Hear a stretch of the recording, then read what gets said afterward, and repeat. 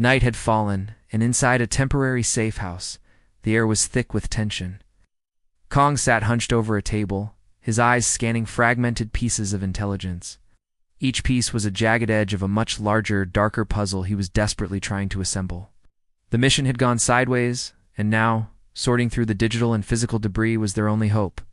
In another corner of the room, bathed in the glow of multiple monitors, Lynn was navigating the treacherous waters of secure channels. Her fingers danced across the keyboard, a silent ballet of code and commands. Suddenly, she froze. A pattern emerged across the network's synchronized suppression of data. It wasn't random noise. It was a coordinated, deliberate act of erasure. Someone was trying to bury a secret, and they were doing it fast. As Lynn dug deeper, bypassing firewalls and digital locks, something old and buried began to resurface. Archived national security files, files that should have remained locked away forever, flickered onto her screen. Each one was marked with the same ominous classification: Black Operation. This wasn't just a mission gone wrong. It was a ghost from the past, clawing its way back into the light. The data triggered a memory for Kong, a chaotic flashback he had long tried to forget. He was back there in a civilian area during a past mission. The air filled with smoke, the sounds of panic, the sight of the devastating aftermath. It was a mission that officially never happened, a phantom in the agency's history. Back in the present, the pieces clicked into place with horrifying clarity. Kong stared at a document on Lynn's screen. The operation had been officially denied, disavowed at every level, yet buried in the sublayers of encrypted authorization codes was the truth. It was internally greenlit. A ghost mission, sanctioned in the shadows. His stomach churned. The official story was a lie. Lynn, meanwhile, had managed to pull up the casualty reports from that operation. The numbers were impossibly low, sanitized. But, as she cross-referenced them with raw field logs and medical dispatches, the true, horrifying figures began to appear. The official count was a fabrication designed to hide the scale of the tragedy. The numbers had been manipulated to make the unthinkable palatable. And then she found the directive. A single classified order that laid the truth bare in cold, bureaucratic language. It was a kill order, but not just for the target.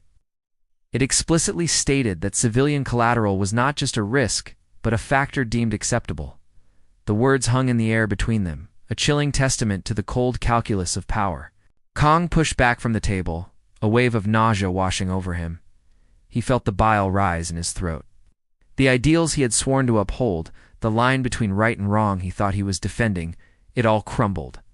This wasn't just a betrayal by his superiors. It was a betrayal of his entire belief system. The conflict wasn't just external anymore. It was raging inside him. Lynn's focus narrowed. She began cross-checking the digital signatures on the authorization documents. It was a long shot, a desperate attempt to trace the chain of command. One by one, names appeared. Section chiefs, department heads, and then a signature that made her blood run cold. The approval chain went all the way to the top. This wasn't a rogue operation. It was policy. As the weight of that discovery settled, Kong made another connection. He saw a name in the operational files, a call sign, Ghost. Ghost was the field commander for that black op. His former mentor, the man who had taught him everything, was at the heart of this massacre. The pieces were no longer just a puzzle. They were a portrait of betrayal. Another flashback ripped through Kong's mind. He saw Ghost, younger, more idealistic, arguing fiercely with his superiors in a sterile briefing room. He was pleading, warning them about the high risk to civilians, about the moral line they were about to cross. His words were dismissed, his warnings ignored. The present slammed back into focus. Kong finally understood. Ghost's current path of destruction, his betrayal of the agency, it didn't begin with malice. It began as resistance. He had tried to stop it from the inside and failed. This was his twisted, vengeful way of fighting back, of exposing the rot he couldn't cut out. Lynn stared at the screen, her own reflection looking back at her from the dark glass. She saw the casualty figures, the manipulated reports, the cold-blooded directive. A sickening thought crept into her mind.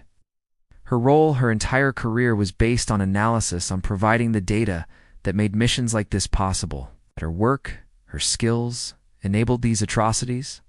Was her truth just another weapon in their arsenal? Miles away, in the sterile, high-tech command center of the agency headquarters, emergency meeting was already underway. Panic was setting in. Old ghosts were out, and damage control was in full swing. The objective was simple: contain the leak, bury the truth, and neutralize the source. The order was issued silently, digitally. Erase all remaining evidence. Purge the archives. Across the agency's network, systems began to whir, deleting terabytes of data. History was being rewritten, scrubbed clean of its sins. The digital bonfire had been lit. But Lynn was one step ahead. As the purge protocols activated, she initiated a rapid data transfer, copying the raw, unredacted files to a secure offline server. It was a massive personal risk. If caught, it wasn't just her career that was over, it was treason. But she didn't hesitate. The truth was too important. Just as the last file copied, a new piece of intel flashed across Kong's encrypted device. It was a warning from a trusted source inside the agency. Arrest warrants were being drafted, not just for Ghost, but for them. For Kong and Lin, they were no longer assets. They were targets. Kong moved to the window, peering through the blinds. He saw it instantly. The subtle shift in street patterns, the unmarked vans parked at the corners, the figures in the shadows. Surveillance was tightening around the safe house. Their window of escape was closing fast. He turned back to Lin. Time to go. He began grabbing their contingency gear, activating burn plans they had set up for just this scenario. Every protocol, every escape route they had ever drilled, was now their only lifeline. The game had changed. They were on the run. Lin, meanwhile, was doing a final sweep of their equipment. Her device beeped, detecting an anomaly. Embedded trackers. Tiny, almost undetectable, planted in their standard issue gear. The agency was watching their every move. She worked quickly, her hands steady as she manually located and removed each one, dropping them into a glass of water to short them out. A memory from their training days surfaced in Lin's mind. A grizzled instructor, a man they all respected, drilling a single doctrine into their heads. The mission outweighs the truth. It was the core tenet of their world, the justification for every hard choice, every necessary lie. In the stark reality of the present, surrounded by the evidence of a massacre covered up by those same principles, Lin rejected that doctrine with every fiber of her being. The mission hadn't outweighed the truth. It had devoured it. And she refused to be a part of it any longer. At that very moment, across the globe, news networks began to light up. Partial documents, carefully selected and heavily redacted, were leaked to the public. It was Ghost's move. It wasn't just trying to expose the agency. It was creating chaos, spreading confusion and mistrust. Government spokespeople appeared on screen almost immediately, their faces grim, denying the authenticity of the documents. They called it foreign disinformation, a targeted attack on national security. But the seed of doubt had been planted. Political tensions escalated, and the public narrative was officially in freefall. Kong watched the media frenzy on a small monitor, his expression grim. He recognized the strategy.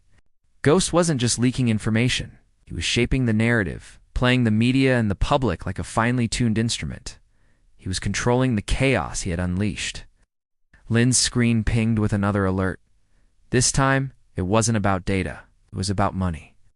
She tracked the financial retaliation as it happened in real time. Their assets, their bank accounts, their credit lines all frozen. No court order, no due process. They were being financially erased, cut off from the world. They're raiding us, now, Kong said, grabbing his pack. They had minutes, maybe seconds. They abandoned the safe house, slipping out a back exit and melting into the urban labyrinth just as the heavy thud of tactical boots echoed on the stairs. A heavily armed tactical team stormed the empty safe house, breaching the door with explosive force.